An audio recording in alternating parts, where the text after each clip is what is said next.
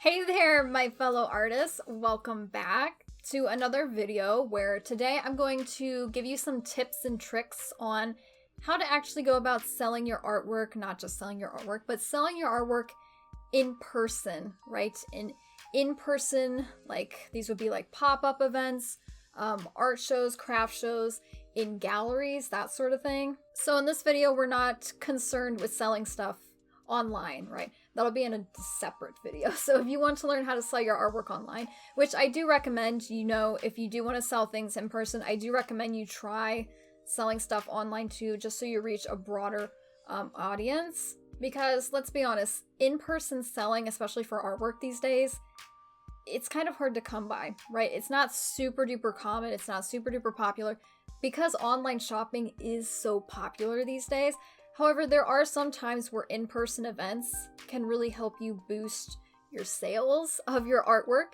And if you're just starting out and if you haven't sold any artwork yet, I do recommend just dipping your toes in some in-person events so that you get feedback from customers like face to face, and other artists maybe that might be attending those events too. So that leads us to our first tip that I want to share today, how to actually go about finding, locating, and joining places where you can actually sell your art in person. Because for one thing, you could always set up like a yard sale in your yard and sell your art that way and stuff. Some people do those, and it's called a French market, actually. I've learned that recently. Some people actually do. They invite over other vendors in their yard, and they have like a pop-up event in their yard. I mean, that is one way, but probably not the most common way, right? So probably the most common way I think for artists to actually go about selling your art in person is at art shows and craft shows, okay? They're kind of the same thing. They can be a little bit, art shows are more just for artists, just for like fine arts, paintings, this sort of thing, sometimes ceramics and stuff, sculptures, other types of like really fine arts, not really like the arts and crafts type of thing. But in craft shows, artists are definitely always welcome to craft shows, at least the craft shows that I've been to in my day. Heyo. So you can always find art shows or craft shows. You can look, I would recommend searching online because again, online is how we find everything these days, right? The way that I like to find a lot of craft shows and stuff is through Facebook. Facebook events. I have a lot of people that I know on Facebook that go to other, I made friends with some vendors at some of the craft shows that I've been to before, and they will let me know when a local craft show is coming up. So sometimes word of mouth is kind of the best way to find craft shows in your local like community area. There are also some websites online I know that you can look up to find craft shows, art shows, that sort of thing. But be careful with those. I've used those before, and sometimes they come up with shows that have already been like 5 years ago. They're, a little bit archaic. So just be aware that when you're looking up art shows, craft shows, that you find ones that are upcoming, not ones that have already happened in the past. However, if you do come across, you find like a craft show happening in your area that has happened in the past, look more into it, research it a little bit further, because a lot of places have craft shows or art shows that are annual, that they come, they do it years after years and they just keep doing it. Now, another way that you can go on along with that of selling your art in person is at a gallery. And of course, you can find galleries like in your local area, just wherever you live, that this is what I do. Type it on Google Maps, just say galleries near me, and more than likely you're going to find the best options that are really close to where you live. Another thing I would mention, it doesn't just have to be in the area where you live. If you are somebody, if you like travel for work a lot, or you have like, I have a lot of family and friends that live in other states than I do, and I visit them quite frequently. If there's like a gallery around there or somewhere where you travel to quite frequently, see if there's galleries there as well that you could, leave your art at. And if you happen to make a sale there, I'm sure they would be able to send you the money, or they'll hold it for you until the next time you come to visit that area. Now, once you find, this is another tip, once you find those craft shows, art shows, or galleries that you want to enter into, always, always, always contact that place, the host of the event, wherever, if it's like a craft show at like a local church or something, or sometimes community centers, those sorts of things. you do need to be aware there are a lot of scammers these days that are targeting people who are trying to enter craft shows and vendor shows, who are people who are trying to get their artwork into local galleries. There are a lot of scammers that are, on the look for that. So always make sure you call or email the event center where the event is going to be held, or the gallery itself. Even better yet, you can go to the gallery in person and check it out yourself, and then talk to whoever might be on staff that day as well. Now, along with that, I also kind of want to discuss the localities, especially for craft shows. All right, for craft, I just want to call them vendor shows. There's a lot of different names for them: craft bazaar, art show, craft show. And this kind of just depends on where you live, or again, where you travel to a lot and you would feel comfortable, taking a weekend to travel there to set up at a weekend craft show, art show, that sort of thing. You should kind of be aware that there are different localities that I have noticed in my experience. There are some places that are very rural and there's not going to be a lot of traffic coming through. Typically, those are going to be the shows that are going to be cheaper to get into. However, you're probably not going to make as many sales. And then there are other places that I call them a little bit ritzy. It's like rural versus ritzy. Places that are kind of closer to bigger cities.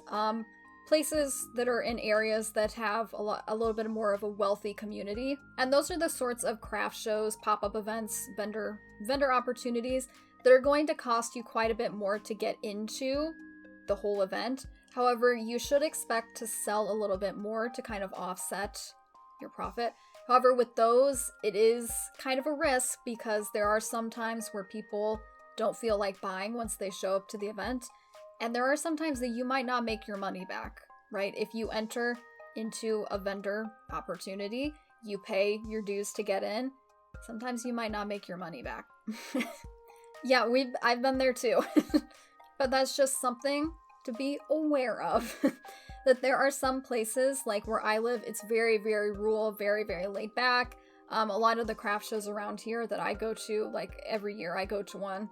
Especially, and this is another tip, around the holiday time, December, late November, early December is a very, very popular time for people to be buying gifts and buying artwork. So a lot of craft and vendor opportunities are going to become available during that time, so that's just something to really note. And I'll have, like, even in my rural community where there's like not a lot of people living around here, I will have like vendor shows that I do for like every weekend in December, like up until Christmas time. There will be other times where, like, maybe in like the spring, especially very early spring, like January to like April, they're not going to find a lot of vendor opportunities in that time. There are sometimes like a spring show, especially more for art, I'd say, than crafts. They sometimes do like spring pop-ups and that sort of thing. But the summer sometimes there'll be like a lot of outdoor. We'll get into outdoor events a little bit later. A lot of outdoor events in the summertime, not so much in the fall, but it's mainly, I would say, the summertime. And then that November, December time is like the most popular time to get into vendor opportunities for artists. But in any case, back to what I was originally saying about localities, don't expect to have a ton of sales, a ton of customers if you're in like a rural area. However, you can expect to be like a lower fee to get into the event. And then on the other end of the scale, if you're in more of like a more populated, maybe a little bit more wealthy area, you can expect a lot of foot traffic. However, that doesn't always equate to more sales. But hopefully, if all goes well for you, you would be able to, in theory, make up enough money to cover maybe a higher fee to get into that sort of a show. Now, when you do go to, this doesn't really apply to galleries, and that last thing doesn't really apply to galleries either, but when you go to set up at some sort of an event, you need to have a setup ready to go. Typically for like art shows, craft shows, again, vendor opportunities, there will be a 1 or 2 setup times that are usually about 1 to 3 hours in length. So you need to be able to set up your entire, your booth area within that allotted time. Now with paintings, it can be a little bit tricky to display them. It can be very tricky. It's not like objects that sit up by themselves on a table, you know? But I would recommend that you do have tables. Go out and buy yourself a couple of tables. You can use like card tables. I've used card tables before. I use the white folding tables, either the 6-foot ones or the 8-foot ones. Get yourself a couple of tables, and also make sure that you check with each event that you plan on going to how big of a space you're going to be allotted, because some places it's pretty tiny. Some places that really want to fill up with a lot of vendors in one place, they may only give you like a 6x6 or even less square footage area. Some other places, I think the most typical is 8x8 or 10x10. I think 10x10 I've seen the most. 10x10 foot is pretty standard. Some places will let you pay extra to get like 2 spaces that you combine into one if you need a little bit of extra space, if you've got a lot of artwork. But for artists, typically that isn't, probably something that you're going to have to do, as long as you are able to display your paintings within your space. And there are a couple of different ways you can do this. One way is certainly by getting like a pegboard or something that like stands up from the ground that you hang your paintings on like they would be on the wall. You can do that, or what I like to do, and I will show you as well here, is that I've got these wooden like separator things that I can just slide each of my paintings into, and people can like flip through them. I've seen a lot of other artists do this as well. They're actually super duper easy to make, just out of wood if you're good with a drill. My dad actually made these for me, but they're actually very, very useful, and there's no way I would be able to display all the paintings I take to my craft shows without them.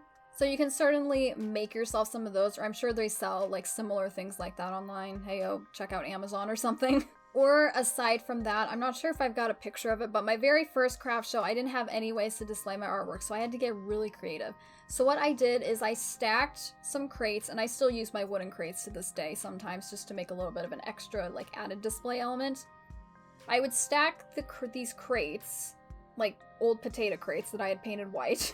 I would stack these crates, and then I would put push pins or nails. I would tap nails in them in different spots, and then I would hang my paintings on those nails or on those push pins, like all over on the crates. And I stacked the crates like that, so it was kind of like a little wall, and then I just like pinned them in there, and that was my very first display at my very first ever art show.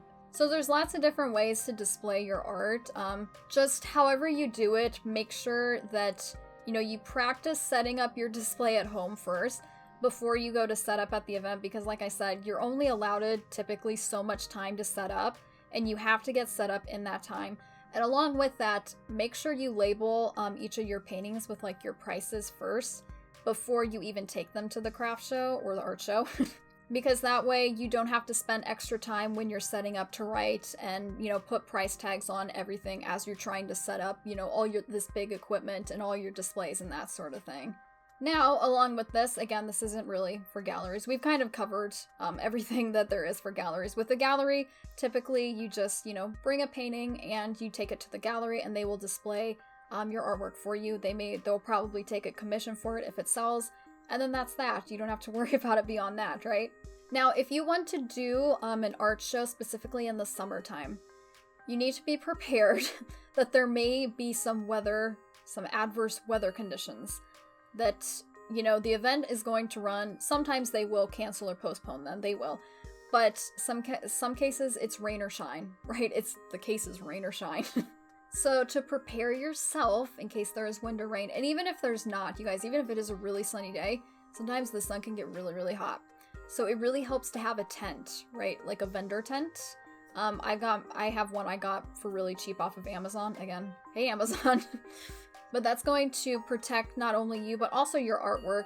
If you do paintings that are like kind of susceptible to heat or sunlight, mine are acrylic and I spray them, so they're completely like weatherproof. But even at that, it really helps to have like a tarp or something, like a canopy, the type of tent, over your booth setup in your whole area, so that you're not getting, especially the sun directly on you for that many hours of the day that you might be standing there trying to sell stuff. And trust me, as a redhead, I don't do well in the sunlight. So no, I always have to be sitting in the shade at those events that are outdoors. And then aside from that, you should also really be prepared in case it does rain, or in case there's wind. I've been to some outdoor craft and art shows where there was very, very heavy wind, and someone down the way, I feel so bad, she had set up like tables on table, like display racks with her pottery, her ceramics. The wind came through, it was like 40 miles per hour wind, and it completely knocked her whole display over and she lost everything. Felt awful. But these are just things, you know, I'm sharing it with you now that as an artist, I mean, paintings can be pretty durable. They're not going to break if they do fall and hit the grass or the cement, but, you know, in that sort of circumstance, you don't want them to get scratched and stuff. So make sure you really have secure displays. Sometimes I will I will bring string along or rope or something, and I will tie the legs of my tables to my tent, my canopy, like the legs of that. Some other times I've tied my displays with string. I've tied them down to the table so they don't get blown over. And if it's a really, really windy day and I have paintings that are framed with glass, I don't even get those out.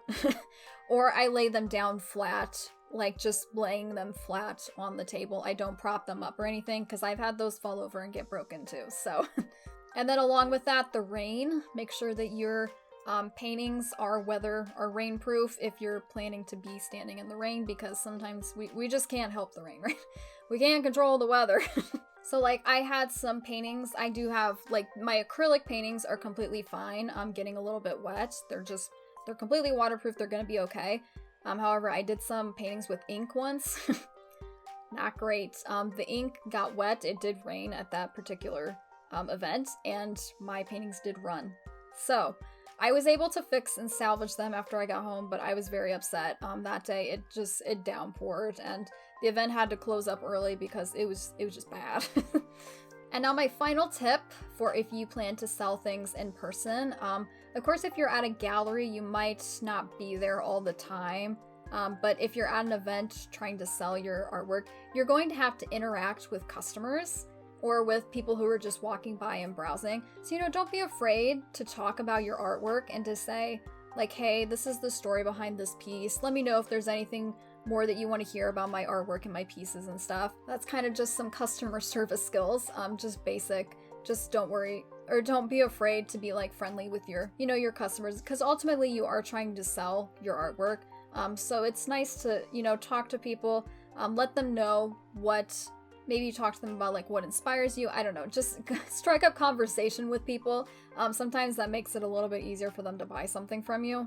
But along with that, you should also be prepared to have some commentary, perhaps, about your work. I will say of the, vendor events that I've been to before, there are some times where I get some really weird comments. Typically, the comments I receive are actually really, really nice. A lot of people will say, oh, your artwork is so beautiful and, so much and so much. A lot of people will tell me that certain paintings remind them of something they've seen, or if they recognize someone from my Hollywood collection, they'll let me know that and stuff. I will say I think I mentioned this in my Etsy tour video. I did have someone say once that I had a painting of a monarch butterfly I painted from my backyard, and she came up and she looked at the painting and she asked me, oh, what butterfly is that?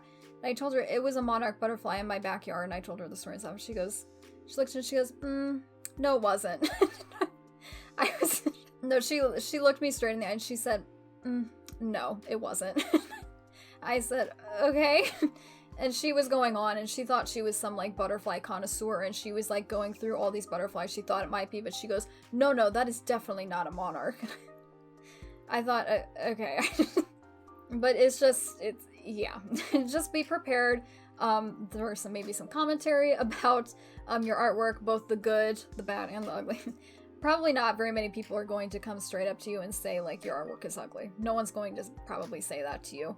I would say maybe at most, if you're somebody, especially if you do abstract work or something, some people I've seen in other booths with people who do abstract work, they finger pointing. They might be some finger pointing and them saying, oh, I could do that, or oh, my kid could do that, that sort of thing. But don't worry about the comments. Don't worry about the comments. You're there for you, and that's all that matters, right? So I really hope that this video helps you guys, my fellow artists. I will be doing another video on how to physically sell your artwork online, because it is is a different story, right? It's different things. You don't have to worry about displaying things at an event, but there are other things you do have to worry about, like taking photos and writing descriptions and shipping and that sort of thing. So that's going to be in a separate video, so look forward to that, and I will see you all then.